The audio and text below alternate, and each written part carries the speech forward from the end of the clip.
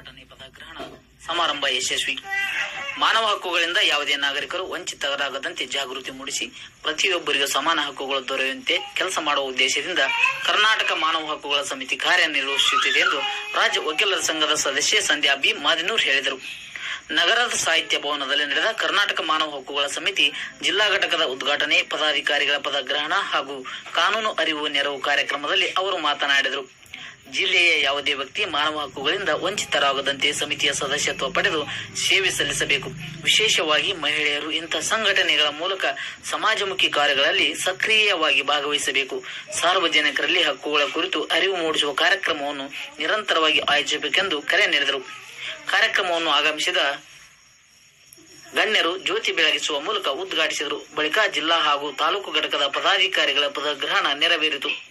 ಕಾರ್ಯಕ್ರಮದ ಅಧ್ಯಕ್ಷತೆ ವಹಿಸಿದ್ದ ಕರ್ನಾಟಕ ಮಾನವ ಹಕ್ಕುಗಳ ಸಮಿತಿ ಸಂಸ್ಥಾಪಕ ರಾಜ್ಯಾಧ್ಯಕ್ಷ ಶ್ರೀ ಶ್ರೀನಿವಾಸ ಗೌಡ್ ಮಾತನಾಡಿ, ಕೊಪ್ಪಳ ಜಿಲ್ಲೆಯಾದ್ಯಂತ ಸಂಘಟನೆಯನ್ನು ಬಲಪಡಿಸುವಲು ಶ್ರಮಿಸಿದ ಪದಾಧಿಕಾರಿಗಳನ್ನು ಅಭಿನಂದಿಸಿದರು.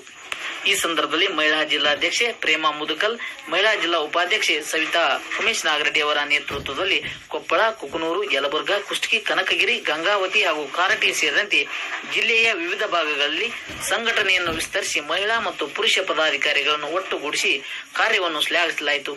ಎಲ್ಲ ನೂತನ ಪದಾಧಿಕಾರಿಗಳಿಗೆ ಪ್ರಮಾಣ ವಚನ ಬೋಧಿಸಿ ಸನ್ಮಾನಿಸಿ ಸಮಿತಿಯ ನೆನಪಿನ ಕಾಣಿಕೆ ಹಾಗೂ ಗುರುತಿನ ಚೀಟಿ ವಿತರಿಸಲಾಯಿತು. ಮುಖ್ಯ ಅತಿಥಿಗಳಾಗಿ ಭಾಗವಹಿಸಿದ್ದ ಗಣ್ಯರು ಮಾನವ ಹಕ್ಕುಗಳ ರಕ್ಷಣೆ, ಕಾನೂನು ಅರಿವು ಹಾಗೂ ಸಮಾಜಮುಖಿ ಜವಾಬ್ದಾರಿಗಳ ಕುರಿತು ತಮ್ಮ ಅಭಿಪ್ರಾಯಗಳನ್ನು ವ್ಯಕ್ತಪಡಿಸಿದರು.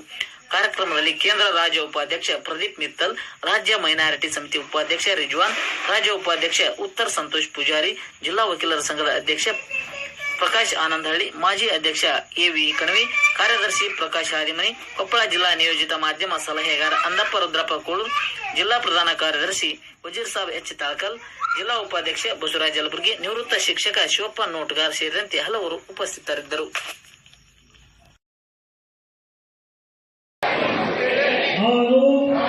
ಯಾವುದೇ ಸಂದರ್ಭದಲ್ಲಿ ಇತರ ಹಕ್ಕುಗಳಿಗೆ ಧಕ್ಕೆ ತರುವುದಿಲ್ಲ ಮತ್ತು ಯಾವುದೇ ರೀತಿಯ ಮಾನವ ಹಕ್ಕುಗಳ ಉಲ್ಲಂಘನೆಯನ್ನು ಬೆಂಬಲಿಸುವುದಿಲ್ಲ.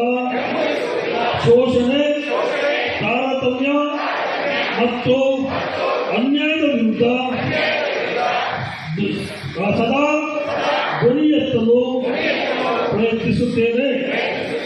ನನ್ನ ಹಕ್ಕುಗಳನ್ನು ಚಲಾಯಿಸುವಾಗ ಇತರ ಹಕ್ಕುಗಳನ್ನು ಗೌರವಿಸುವುದು ನನ್ನ ಕರ್ತವ್ಯ ಎಂದು ನಾನು ಅರಿತಿದ್ದೇನೆ. ಜಗತ್ತಿನಲ್ಲಿ ಶಾಂತಿ, ಸೌಹಾರ್ದತೆ ಮತ್ತು ಸಹೋದರತೆ ಕಾಪಾಡಲು ಹಾಗೂ ಎಲ್ಲರಿಗೂ ನ್ಯಾಯ ಸಿಗುವಂತ ಸಮಾಜದ ನಿರ್ಮಾಣಕ್ಕಾಗಿ ನಾನು ಸಂವಿಧಾನದ ಮೇಲೆ ಬದ್ಧನಾಗಿದ್ದೇನೆಂದು ಪ್ರಮಾಣಿಸುತ್ತೇನೆ. ಜೈ ಹಿಂದ್, ಜೈ ಕರ್ನಾಟಕ, ಜೈ ಭಾರತ ಮಾತೆ. ಹೈಸ್ಕೂಲ್ಗಳಲ್ಲಿ ಮಾನವ ಹಕ್ಕುಗಳ ಬಗ್ಗೆ ಅರಿವು ಕೊಟ್ಟು ಮಕ್ಕಳಿಂದ ಹಿಡಿದು, ಯಾಕಂದ್ರೆ ಮಕ್ಕಳು ಹಾಳಾದ್ರೆ ದೇಶ ಹಾಳಾಗ್ತದೆ. ಅದಕ್ಕೆ ನಾವು ಪ್ರತಿಯೊಬ್ಬರು ಅವರ ಮನೆಯಲ್ಲಿ ಮಕ್ಕಳಿಗೆ ಗಮನ ಕೊಡಿ. ಯಾಕಂದ್ರೆ ಬೇರೆ ದಾರಿಯಲ್ಲಿ ಈಗ ಸಿಗಾಬಿಟ್ಟು ಕೆಟ್ಟ ದಾರಿಯಲ್ಲಿ ಗೊತ್ತಿಲ್ಲದಂಗೆ ತಪ್ಪು ದಾರಿಗೆ ಹೋಗ್ತಾ ಇದ್ದಾರೆ. ಅದು ತಪ್ಪು ದಾರಿಗೆ ಹೋದ್ಮೇಲೆ ಅವರಿಗೆ ವಾಪಸ್ ತರೋದು ಬಹಳ ಕಷ್ಟ ಇದೆ. ಅದಕ್ಕೆ ಪ್ರತಿ ಮನೆಯಲ್ಲೂ ತಂದೆ ತಾಯಿಗಳಾಗಲಿ, ತಂದೆ ತಾಯಿ ಆ ಎರಡು ಮಕ್ಕಳು ಹೊಡೆದಿದ್ದಾರೆ, ಹೊಡೆದಾದ್ಮೇಲೆ ಸ್ಟೇಷನ್ ಹೋದ್ಮೇಲೆ ಕಂಪ್ಲೇಂಟ್ ತಗೊಂಡು ಕಳಿಸೋದ್ಬಿಟ್ಟು ಕಥೆ ಹೇಳ್ತಾ ಇದ್ದಾರೆ ಅಲ್ಲಿನ ಅಧಿಕಾರಿ. ನಾನು ಏನೂ ಹೇಳಿಲ್ಲ. ಕರ್ನಾಟಕ ಮಾನವ ಹಕ್ಕುಗಳ ಸಮಿತಿಯ ಸಂಸ್ಥಾಪಕ ಅಧ್ಯಕ್ಷ ಶ್ರೀನಿವಾಸ ಗೌಡ ಮಾತಾಡ್ತೀನಪ್ಪ ಅಂತೆ. ಅಷ್ಟೇ ಸಾಹೇಬ್ರ ಏನ್ ಮಾಡ್ಬೇಕು ಅಂತ ಹೇಳಿದ.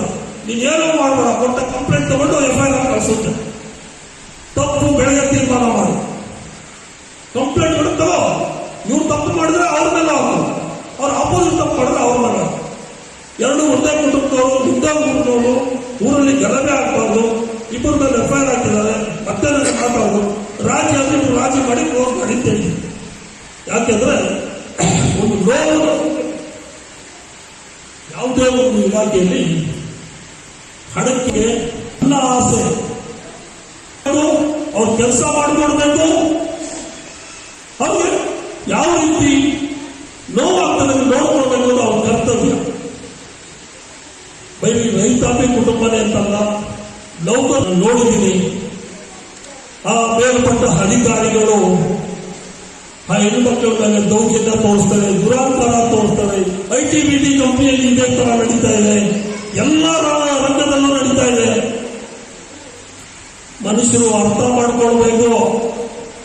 ನಾನು ನೋಡಿದ ಮಟ್ಟಿಗೆ 10-15% ಅಷ್ಟೇ ಮುಂದೆ ಇದ್ದಿದ್ದು ಹೆಣ್ಮಕ್ಳು ಅಲ್ಲೇ, ಹಿಂದೆಲ್ಲ ಅಷ್ಟೇ ಇದ್ದಿಲ್ಲ.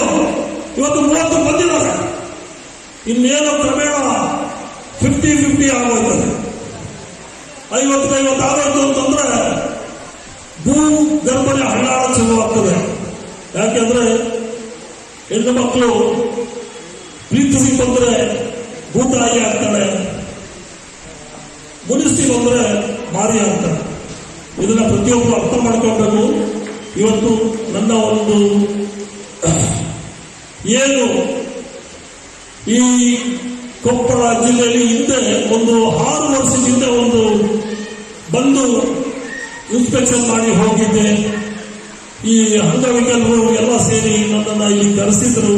ಇಲ್ಲಿ DC ಅವರು ಮತ್ತೆ AC ಅವರು ಸರಿಯಾಗಿ ನಮಗೆ ಗೌರವ ಕೊಡ್ತಿಲ್ಲ, ನಮ್ಮ ಅನುದಾನ ಕೊಡ್ತಿಲ್ಲ, ತುಂಬಾ ನೋವು ಕೊಡ್ತಾರೆ, ನಮ್ಮನ್ನು ಆಫೀಸ್ ಒಳಗೆ ಸೇರಿಸಲ್ಲ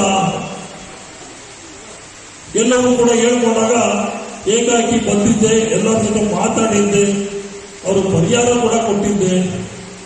ಅದಾದ ಮೇಲೆ ಈಗ ನಿಮ್ಮ ಕೊಪ್ಪಳ ಜಿಲ್ಲೆಗೆ ಬಂದಿದ್ವಿ.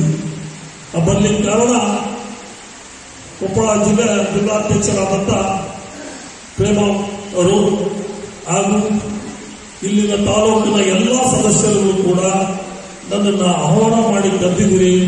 ನಾನು ಚಿರನುಡಿಯಾಗಿರ್ತೀನಿ, ನಿಮ್ಮ ನೋವಿಗೆ ಸ್ಪಂದಿಸ್ತೀನಿ.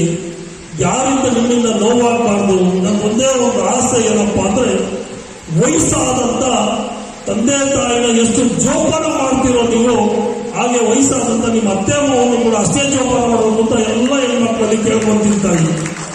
ಯಾಕೆಂದ್ರೆ ಅವರು ಜನ್ಮ ಕೊಟ್ಟವರು, ಇವರು ನಿಮ್ ಗಂಡನಿಗೆ ಜನ್ಮ ಕೊಟ್ಟವರು, ಇಬ್ಬರು ಒಂದೇ ಇರೋದ್ರಿಂದ ಅದು ಯಾಕೆ ನಿಮಗೆ ಹೇಳ್ತಾ ಇದ್ದೀನಿ ಅಂದ್ರೆ, ಎಷ್ಟೋ ಕುಟುಂಬದಲ್ಲಿ ನಿನ್ನೆ ಒಂದು ಕಂಪ್ಲೇಂಟ್ ಬಂದಿದೆ. ವಯಸ್ಸಾಗಿದ್ದ ಅಜ್ಜಿಗಳೇ, ಅವಳು ನೋಡಕ್ಕಾಗಲ್ಲ, ಅವಳೆಲ್ಲರೂ ತಗೊಂಡೋಗಿ ಬೇರೆ ಕಡೆ ಶಿಫ್ಟ್ ಮಾಡಿ ಅಂತ ಕೇಳ್ಕೊಡ್ತಾರೆ ಆ ಮನೆ ಸೊಸೆ. ಅವಾಗ ನಾನು ಏನ್ ಮಾಡಬೇಕು?